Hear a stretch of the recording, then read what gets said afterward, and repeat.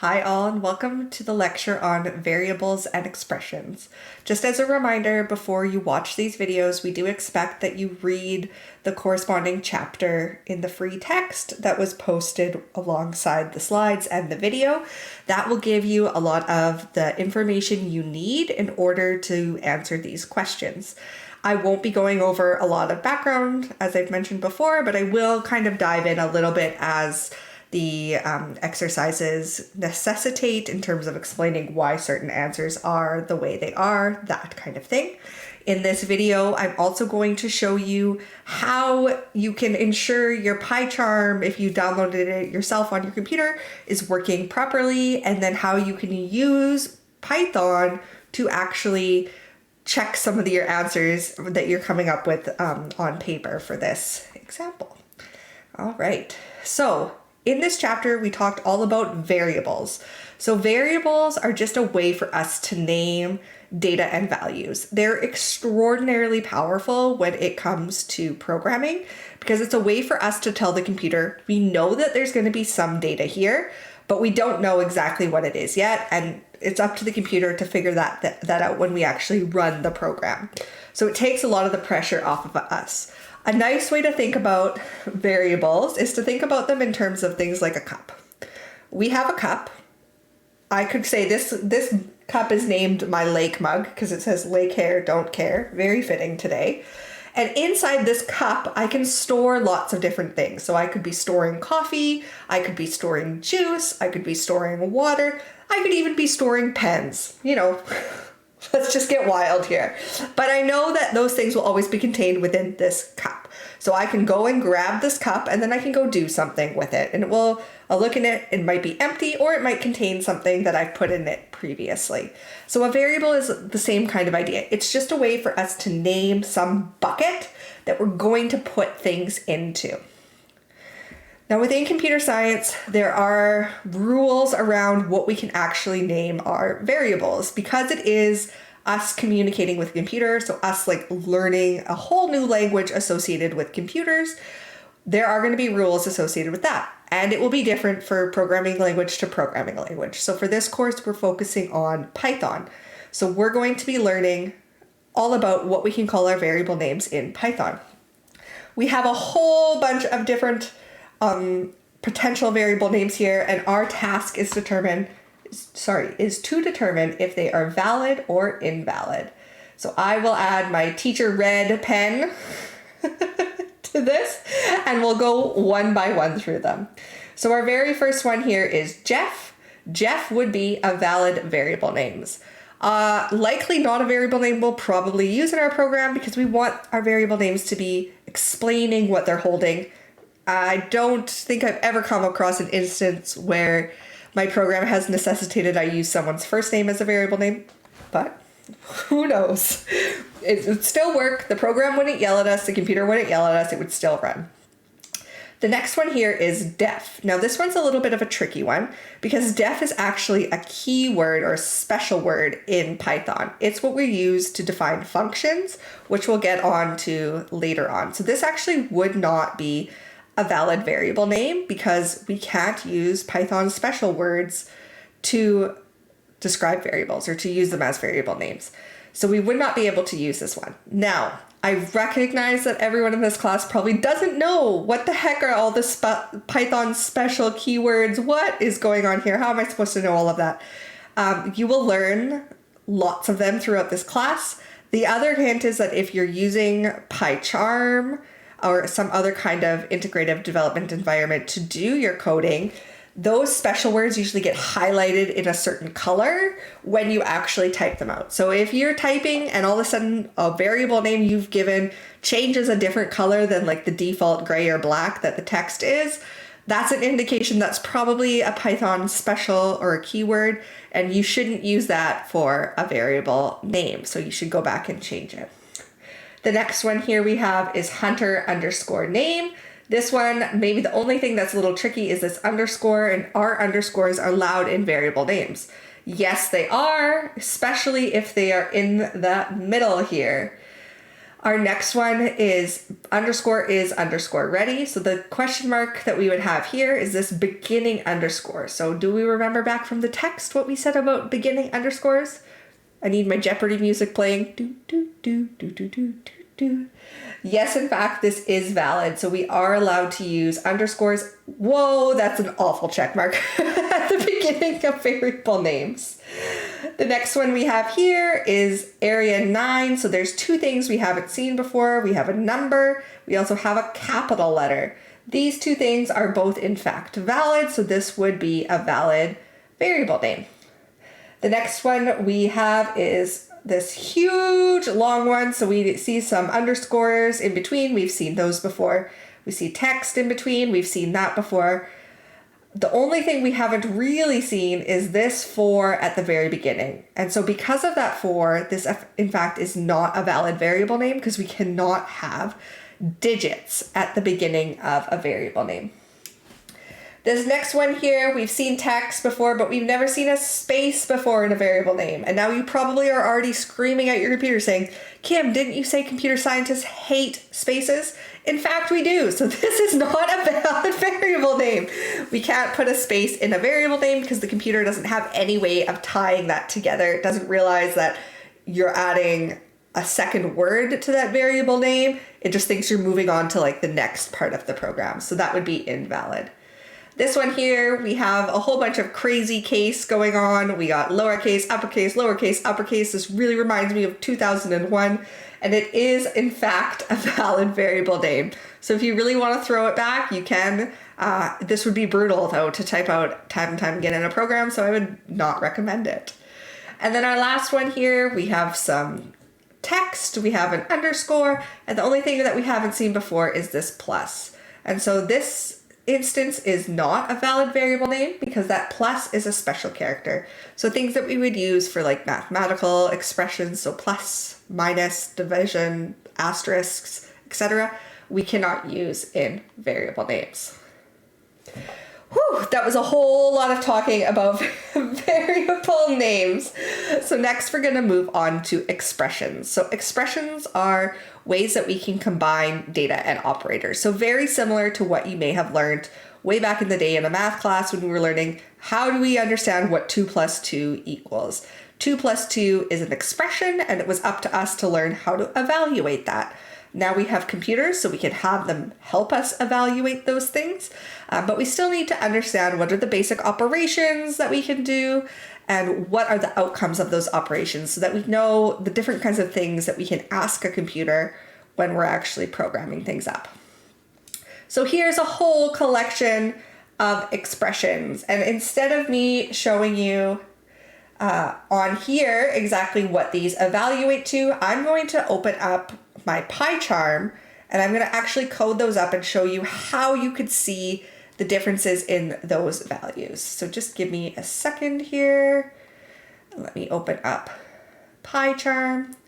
So this is what my pie chart currently looks like. I have a workspace called Bioinformatics or BINF 151. In there, I have my test program that I made when I started this out to see if I put print hello, if I actually saw hello down here on the console, which I did. So if you've installed this on your own machine, you probably have something very similar set up. On the Canvas page, there are instructions for if you do want to install this on your own machine. You can also always use the machines that are on third floor Spinks. They have PyCharm already installed. So to get started here, before I get into all those expressions, I'm going to just make a new Python file. So how I do that is I right click, or it would be a 2-finger click if you're on Mac, on my workspace that I have up here. So that's the very top one here where I've given it that name BINF 151. Then I'm going to go new, and I'm going to go down a few to Python file. So again, that was a right click on the workspace, new, and then Python file, just in the drop downs. I'll get a pop-up that looks like this, and I need to give it a name. So in this case, I'm going to give it a name called Chapter 8 Exercise 2. And then just hit enter, and now you'll see I have another file on this left-hand side here over in my File Explorer. And then I have a new, it looks kind of like a text document that popped up with the name that I gave, .py. And then I have a line number 1 and then my cursor blinking on that line number. So I'm going to just start writing out all of these expressions that we had. So the very first one we had here, and I'm just going to add these hashtags in front as comments. Comments are a way for the computer to ignore what we are saying. So these are just for us. So the very first one for A was 3 plus 2. Me being a person, I know that this will evaluate to 5. I did my elementary school math. I'm very confident in that answer. But thinking about it in terms of a computer, this is actually a 5 that will be an integer. So remember last lecture we talked about the data types, and there are 2 different data types that we have for numbers. One is an integer, which means it has no decimal places, and the other one's a floating point, which means it has decimal places.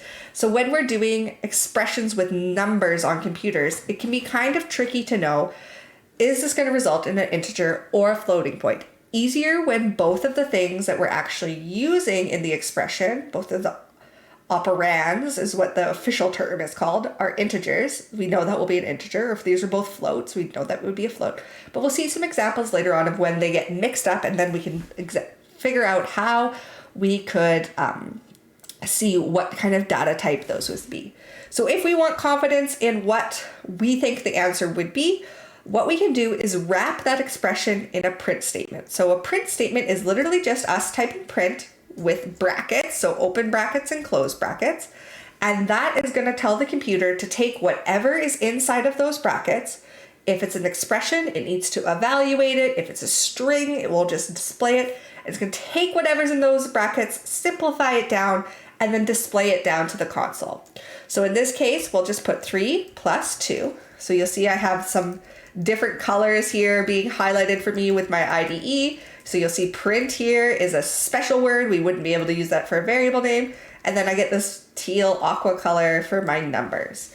And if I have this here, so remember the computer will ignore this line because it has a hashtag in front of it. And this, it should evaluate whatever this is. So it should end up getting replaced by a 5.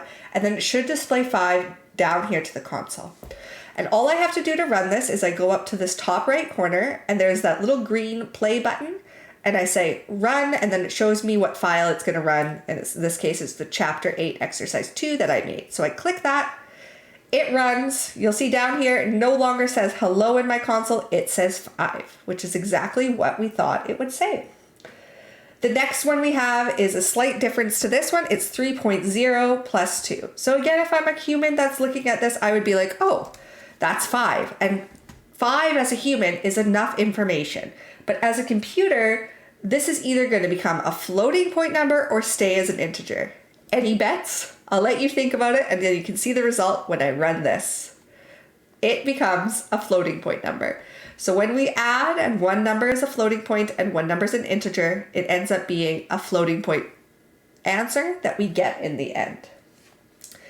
Our next example we have for C is 7 divided by 2. We use this slash here to indicate division. So 7 divided by 2 as a human, I'd probably say that's what, 3.5.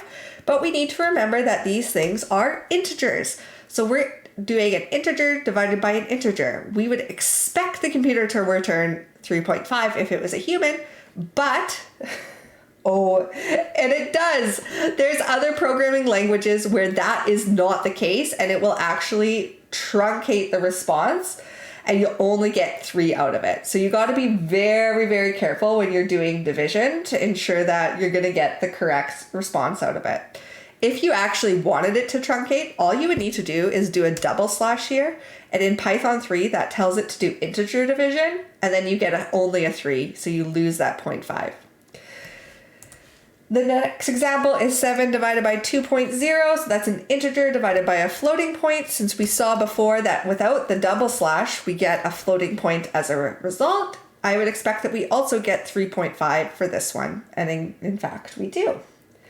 This next one is probably something that you might probably something you haven't seen before. I say that, but I'm like, I think I'm projecting a little bit, because I remember when I saw this for the first time in computer science, I had never seen it before. I didn't even know that percentage was an option for a mathematical expression that wasn't percent. So this is not like calculate the percentage of 11 by 5. I don't even know what that would mean. This is called a modulo. So what that returns is the remainder of the division. So if you looked at 11 divided by 5, we can do that first, and we run this, we get 2.2. Now, if we do 11 module 5, we get 1. So what this is doing is it's returning the remainder. So if you think of it this way, 10 divided by 5 would be 2. And that, so effectively 5 goes into it 2 whole times. Then after that, we would only have 1 left, which is why we get 1 returned at the end of it. It's a bit of a stranger one. It comes up really, really often when we're working with even and odd numbers. So for instance, if we had 10 and we said module 2, what we would be doing here is we're checking to see, is 10 divisible by 2 with no remainders? If it was, then we would expect it to be an even number and we would get a value of 0 back, which is the case. For an odd number like 13, when we run this, we get a value of 1 back because it isn't divisible by 2. So we'll often use that later on in the course. This is just a little bit of foreshadowing for when we're doing programs that have some control flow in them and we want to know if something is even or odd, and then we're going to do a specific thing. So that's typically where these module functions come into play. I already kind of answered F, but I can show you the example here. So it's another module one. It's 12 module 3. And so 12 module 3 should return 0 because 3 goes into 12 4 times exactly. So 3 times 4 is 12 with no extra values remaining. So this should be returning us a value of 0. I'll hit run up in the top left or top right corner again. And in fact, we do get 0. Now we're going to get into a couple of longer ones where we need to remember our order of operations. So we have this expression here, 3.0 plus 3 divided by 2. And we need to figure out, okay, as a human, which thing is going to get executed first? So in my math class, when I took it, which was ages ago, what I learned was BINF. And this might be different depending on if they've changed math since I've took it, which they might have. What BINF stands for is the order of operations in which a mathematical equation is completed. So the very first thing is brackets, which are things like this, followed by exponents, followed by division, or multiplication. So those two have equal weight or equal importance, and you just complete whichever one happens, starting from the left and moving over to the right. And then finally, addition or subtraction. And so again, just like division and multiplication, addition and subtraction have the same precedent. So you just execute them from left to right in as you see them. So the very first thing we have here is a 3.0 plus a 3 divided by 2. Now, according to BINF, we aren't going to do this plus first. So it's not going to be 3 plus 3. We'll actually do this division first. So 3 divided by 2. And then we'll add this answer to 3. So we would expect the computer to return the same result. So 3 divided by 2 is 1.5 plus 3 should be 4.5. If I run this, we do in fact get 4.5. So Python is also using BINF to evaluate. Our next example we have has some brackets in it. So we have bracket 3.0 plus 4, closed bracket, divided by 2. So let's just switch this here. And within our print statement, we want to make sure we're including those brackets for our expression as well. So in this case, because we have brackets around our addition, we're going to be doing that first. So that should end up being 7.0 divided by 2 should be 3.5. And if I run that, we do get 3.5 down at the bottom here.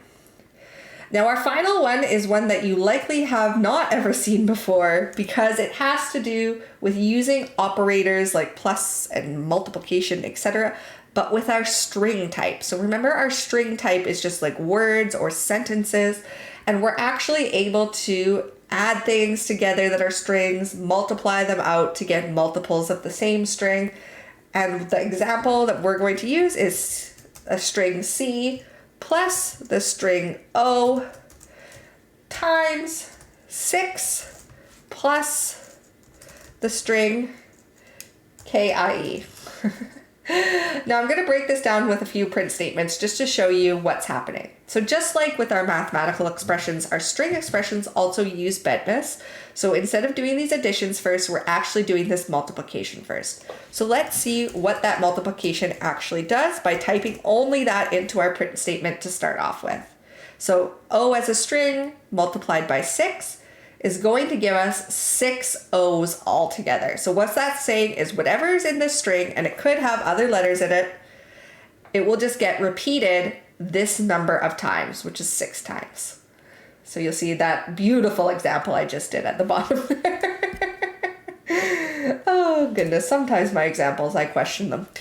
Anyways, so let's add the rest of this in. Let's just add a C plus the O, and let's get rid of this multiplied by 6. So we're not going to see O repeated 6 times. Let's just see what the addition one does for strings. So you'll see here what it does is just combine the two strings together. And exactly like before, we could have a longer word or multiple words within that, and it will just, as long as it's wrapped in a string and you're adding it to some other string, it will just get added together. So if we combine this all together, we should get something that says cookie. You can tell we like cookies in this class, right? So it should be C followed by 6 O's followed by KIE. And if I run this, that's exactly what we get here.